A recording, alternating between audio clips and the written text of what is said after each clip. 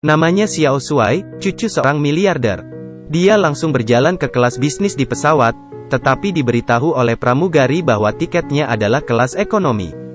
Dan ini adalah tiket diskon dan tidak dapat dirubah. Bagaimana Xiao Shuai, yang memiliki miliaran uang, mengalami penghinaan ini? Tapi kali ini dia tidak punya pilihan. Ternyata kali ini dia akan menyelesaikan 12 tes yang tersisa untuknya setelah kematian kakeknya. Jika selesai, dia bisa mendapatkan warisan kakeknya.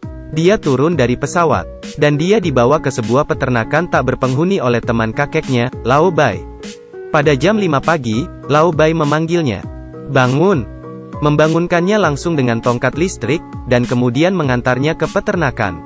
Mengajarinya memasang tiang pancang, terpisah 8 kaki, $1 per kolom. Dan memberitahunya bahwa seseorang akan membawa makan siang sekitar jam 12. Dia pergi setelah berbicara. Meninggalkan Xiao Shuai dengan tatapan bingung, dia berbaring langsung di tiang kayu dan tertidur. Dia berbaring selama sehari, dan fajar keesokan harinya, dia dikirim kembali oleh Lao Bai. Dia juga berpikir ini bukan cara yang buruk, mungkin dia bisa mendapatkan hadiah setelah dia menyelesaikan pekerjaannya. Memikirkan hal ini, Xiao Shuai memiliki motivasi untuk bekerja, dan sejak itu dia akan pergi lebih awal dan pulang lebih larut. Bekerja keras, dia baru saja mulai menumpuknya. Lao Bai masih datang ke sini dari waktu ke waktu untuk membuat masalah. Pada akhirnya, setiap tiang didorong lurus dan kokoh. Lao Bai melihat kerja keras dan dedikasi Xiao Shuai, jadi dia mengirimnya kembali ke bandara. Xiao Shuai bertanya tentang hadiah itu, tapi Lao Bai tersenyum tanpa menjawab. Dia merasa bahwa dia sedang ditipu. Dia kembali dan bertanya kepada pengacara, Lao Hei. Apakah ini sebuah hadiah? Saya bekerja keras selama sebulan. Dan apakah Anda memberitahu saya sekarang bahwa ini adalah bantuan untuk saya? Hadiah ini adalah pekerjaan. Mentalitas Xiao Shuai meledak seketika, menunjukkan bahwa dia tidak akan bermain lagi. Ketika dia sampai di rumah, dia menemukan bahwa rumahnya telah dikosongkan. Dia punya firasat buruk, dan bergegas turun, mobilnya diderek. Video kakek memberitahunya, Anda akan belajar untuk hidup jika Anda tidak memiliki apa-apa. Anda sudah bebas khawatir sejak Anda masih kecil, dan telah banyak berteman dengan minum anggur. Kali ini tugasnya adalah untuk membawa teman sejati kembali pada akhir bulan. Xiao Shuai adalah anak kaya, bukankah mudah berteman? Jadi dia membawa pacarnya ke restoran mewah. Memesan sebotol Margot seperti biasa. Tetapi pada saat membayar, pelayan mengatakan kepadanya bahwa kartu itu telah dibekukan. Xiao Shuai tidak bisa dipercaya, mengeluarkan kartu lain, tapi masih tidak bisa. Dengan malu, dia bertanya kepada pacarnya apakah dia bisa membayar makan malam. Pacarnya mengira dia tidak mencintai dirinya lagi, jadi dia menangis dan pergi. Berita tentang kejatuhan Xiao Shuai menyebar dengan cepat. Dia terus menelepon teman-temannya di masa lalu, berharap meminjam uang untuk hidup selama beberapa hari. Yang ia sebut teman, semua mencari alasan untuk menjauhinya. Dia memintanya untuk meminjamkan 1 malam, tetapi teman-temannya hanya menutup telepon. Xiao Shuai yang marah membanting telepon, jadi dia harus meminta bantuan ibunya. Tetapi ibunya mengatakan bahwa dia menerima pemberitahuan jika dia akan membantu Xiao Shuai. Semua hartanya akan diambil kembali. Xiao Shuai tidur sepanjang malam di bangku di tepi kolam renang.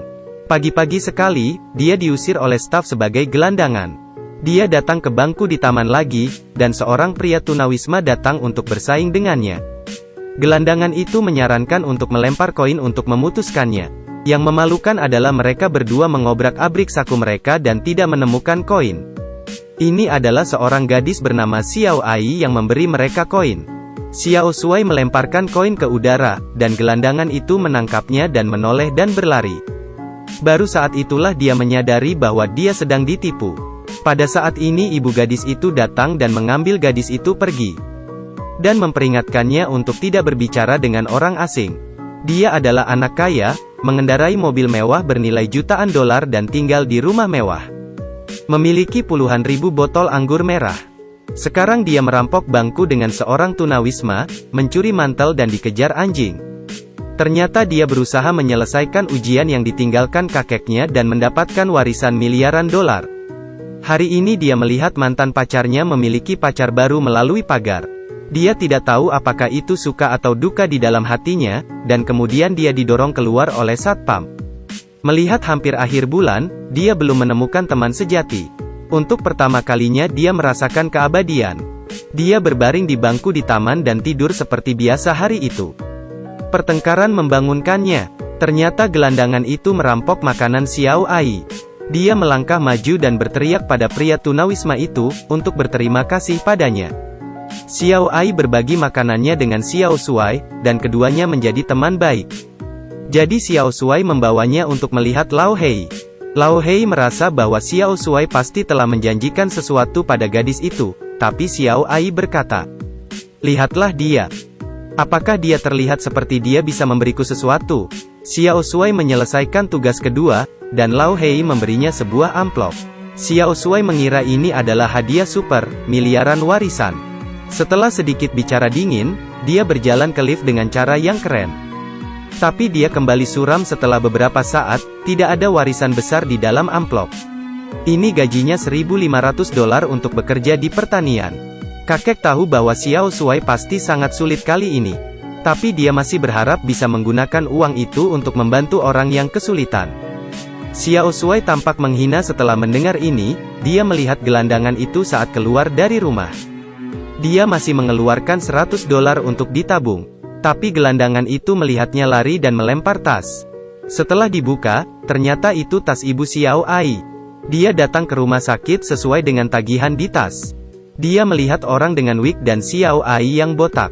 Ini membuatnya tidak terduga.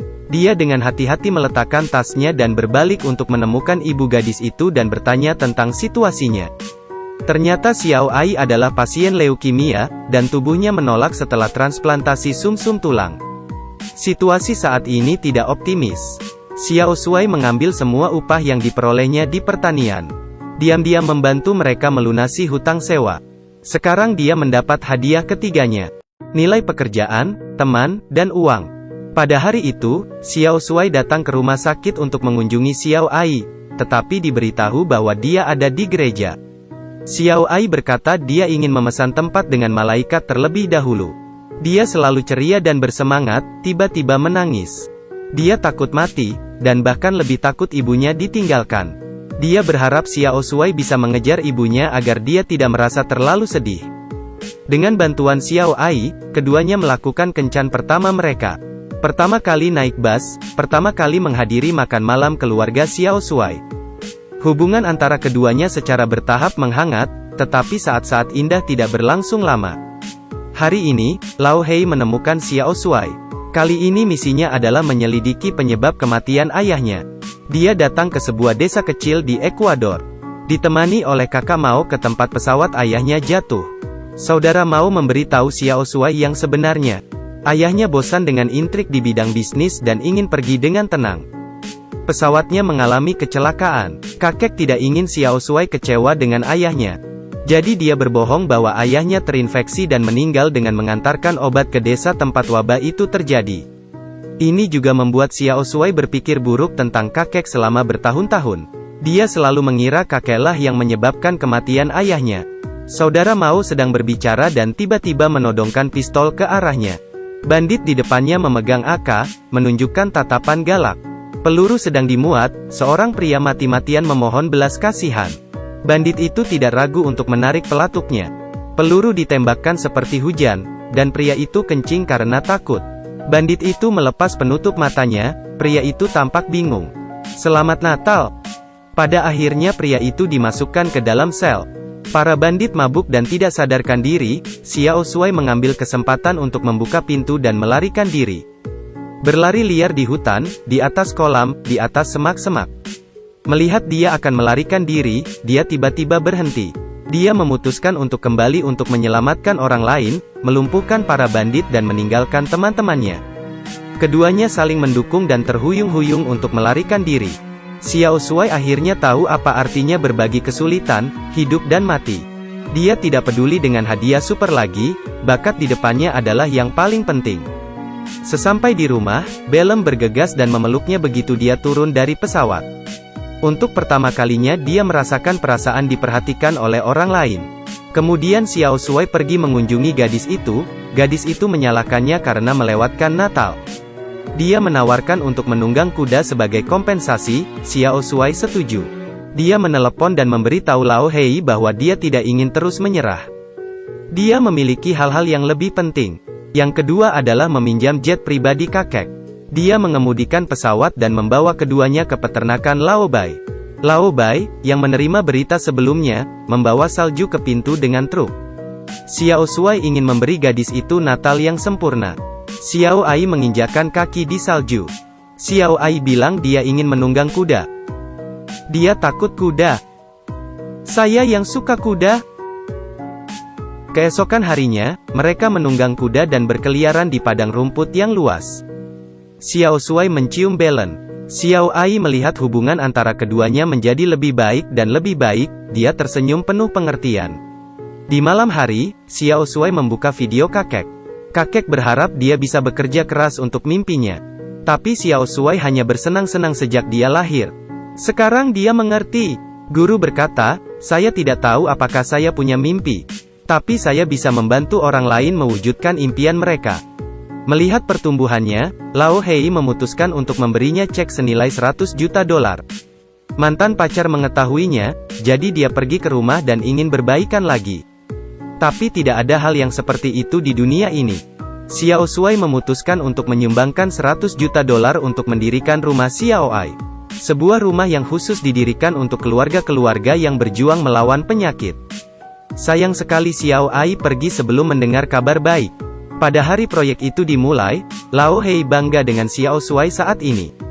Pada saat yang sama, dia membaca wasiat terakhir kakeknya. Ia mengeksekusi wasiat lagi. Serahkan semua saham ke Xiao Shuai. Saldo properti Lao Hei. Total lebih dari 2 miliar dolar AS. Kita terbiasa menerima hadiah yang membuat kita bahagia. Tapi kesulitan membuat kita mengerti arti kebahagiaan yang sebenarnya. Kurangi mengeluh, perbanyak mengerti. Kita akan menemukan betapa indahnya hadiah yang sesungguhnya. Saya harap semua orang bisa tenang, menonton film sebenarnya sedang membaca kehidupan.